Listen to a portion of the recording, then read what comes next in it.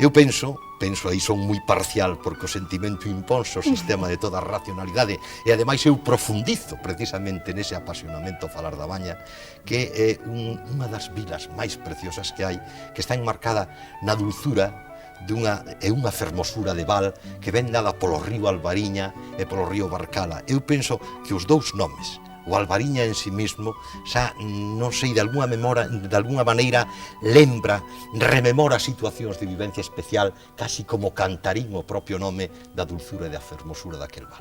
Eu penso que estou esencialmente, profundamente condicionado na miña vida, incluso eu penso que na miña perspectiva interior anímica do que é Galicia, a través das miñas vivencias, xa non de infancia, senón incluso posteriores, vividas no meu pobo natal, na Baña.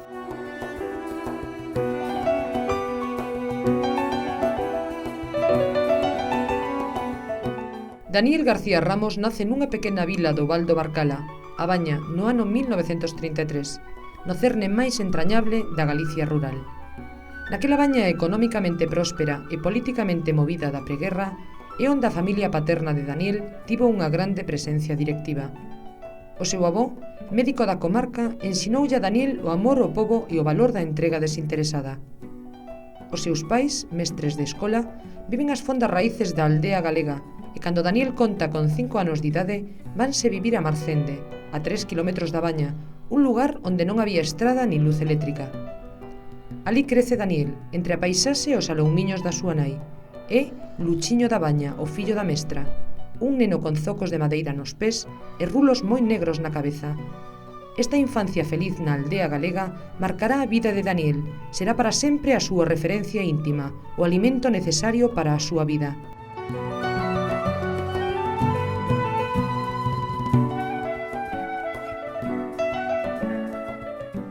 Aos 9 anos sairá cara a Santiago. Como tantos mozos galegos da época, o seu destino é o seminario. Son estes anos de feliz recordo, aínda que con luces e sombras. Anos de grandes amizades, de disciplina espartana e grande formación humanista. É un estudiante brillante, notas meritísimus no bacharelato e matrículas e premio extraordinario na reválida do Selmírez. Sae do seminario sendo aínda un mozo, decidido a empezar unha nova andaina. Matricúlase na Facultade de Dereito e ali onde Álvaro Dors, catedrático de Dereito Romano, o estimulará para conseguir un premio extraordinario que lle abra as portas para Madrid, a Facultade de Ciencias Políticas e Económicas.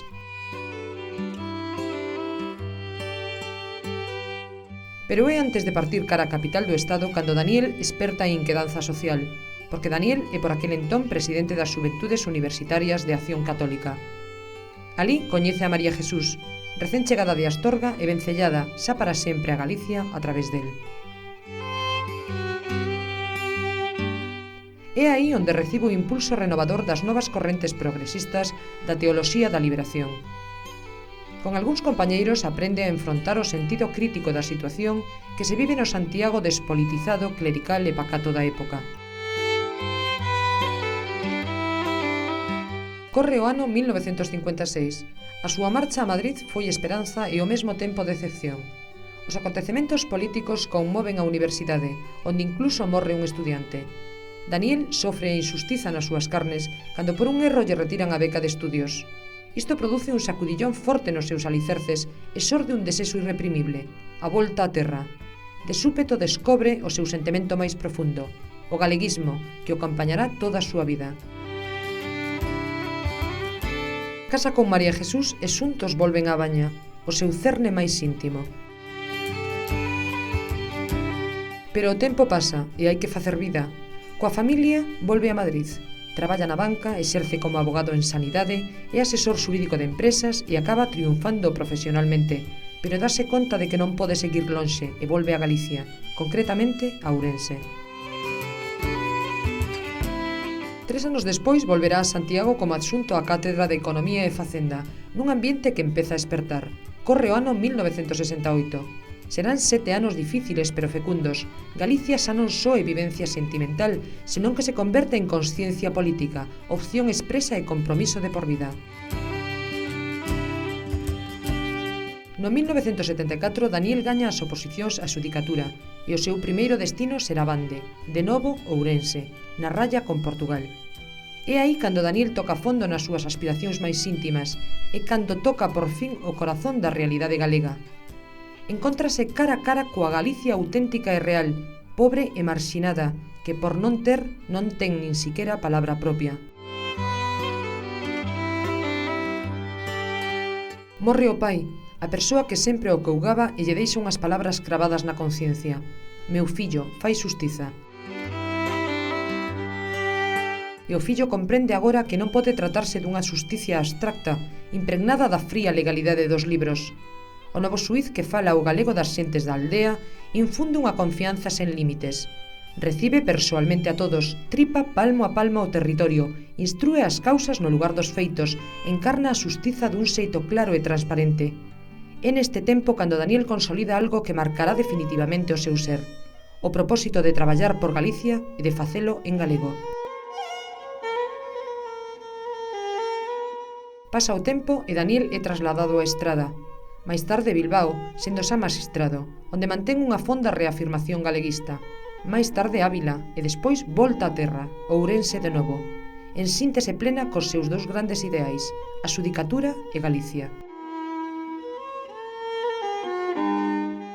O magistrado non quere deixar pasar ningunha oportunidade para defender o que el considera fundamental para o país. Acepta canta invitación lle fan para participar en foros e deixar unha fonda pegada na defensa de Galicia. Intervén durante varios anos nos congresos de montes en man común, onde reivindica o monte comunal como riqueza patrimonial dos veciños. Se disto nos decatamos e con este compromiso somos coherentes, todos nos unimos cara a un horizonte dun amencer de esperanza no que sexamos donos do noso destino e sentíndonos solidariamente nos mesmos frente a todo e a todos para que sexamos capaces de asumir con convicción e orgullo a responsabilidade persoal e colectiva da máis sublime tarefa, a de que, defendendo os nosos montes, que son terra da nosa terra, seremos quen de transformar en realidade esa idea forza do noso sentimento, que é Galicia. Dende a constitución da Asociación Suíces para a Democracia, da que é membro fundador, Daniel defende o uso da lingua na administración de xustiza. Eu a Daniel coñecino primeiro desde a distancia de alumno ao profesor, foi profesor meu na facultade. Despois volvín a encontralo cando eu xa tiña entrado neste traballo da xustiza. E o que máis me chamou da atención foi como Daniel se incorporou ao tema da xustiza case como un reto, pero sobre todo como un xeito de facer Galicia. Esta idea que tiña sido falada entre nós tanto tempo e efectivamente entrou de contado sin atrancos ningúns. Logo aí xa empezou un camiño de amizade e de colaboración, no que cicais o máis importante era que el sempre tiña no mesmo nivel que os temas de xusticia os temas de Galicia. A Asociación de Suíces para a Democracia representa no seu propio nome a preocupación profunda que todos os que formamos parte desta asociación temos para concebir unha xusticia. A xusticia ten que estar integrada esencialmente a través do que é unha concepción democrática, dunha concepción pluralista de ideoloxía no ámbito da sociedade española. A xusticia ten que estar esencialmente vencellada para unha preocupación e uns intereses do povo, porque a xusticia emana precisamente da soberanía popular.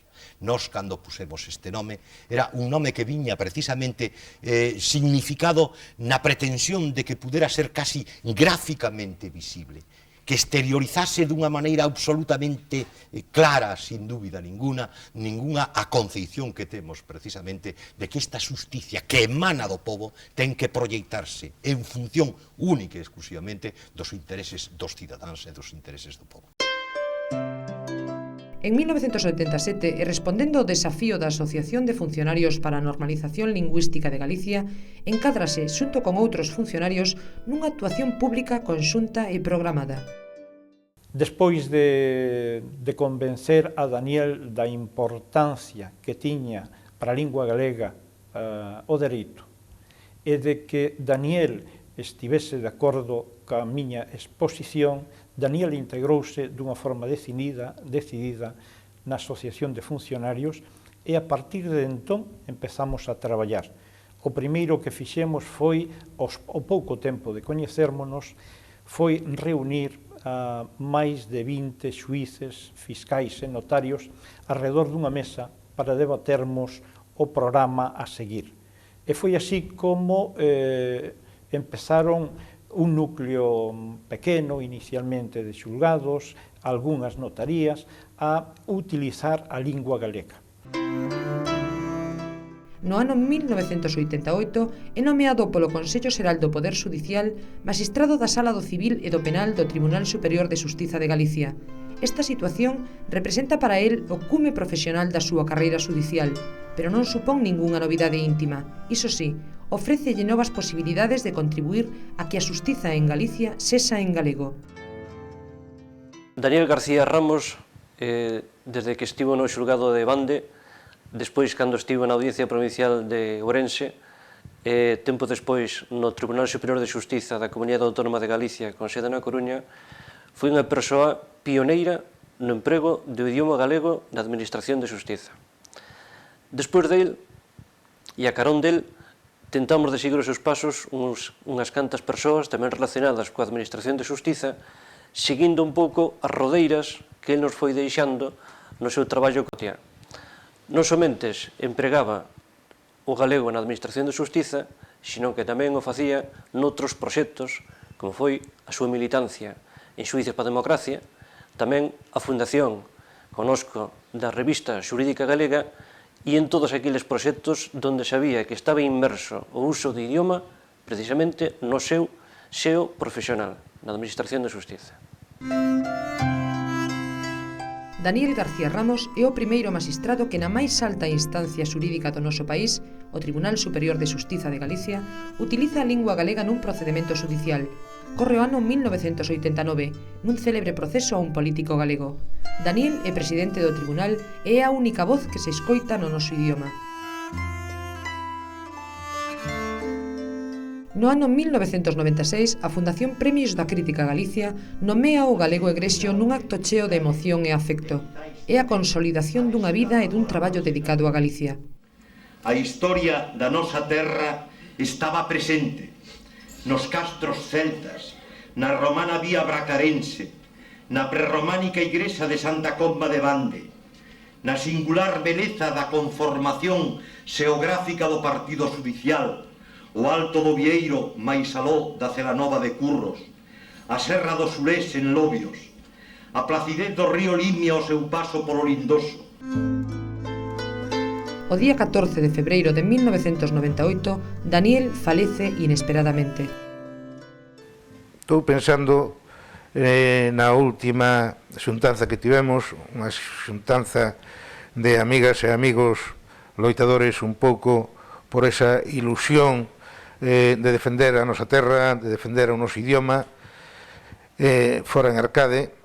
El chegou como se tivera algún tipo de problema, sentámonos xuntos a comer, charlamos, pregunteille pola saúde, dixo que se encontraba pois como un pouco incómodo, animeino a tomar un vaso de viño albariño porque viña un pouco con frío, aquelo era en inverno, e despois pedímolle que falara despois da comida. Son as palabras inesquecibles, esa loubanza, esa forma extraordinaria, ese verbo rico, inmenso que tiña el, de cariño á terra, de cariño á lingua, de cariño á ilusión pola amizade. Foron as palabras que nos emocionou a todos. Recordo que foi unha emoción xeral naquela comida as palabras de Daniel. Nadie pensaba que esa noite iba a ser o seu pasamento. A Fundación Peñanovo distingue en 1999 a Daniel García Ramos, a título póstumo, co Premio Peñanovo pola súa traxectoria, exemplo e entrega desinteresada durante a súa vida o proceso normalizador da lingua galega no mundo da xustiza. En agosto dese mesmo ano, é nomeado fillo predilecto polo Concello de A Baña, nun acto público no que se descobre un monumento que dende esa data preside a chegada ás terras do Barcala, facéndonos ver que Daniel segue permanentemente entre nós.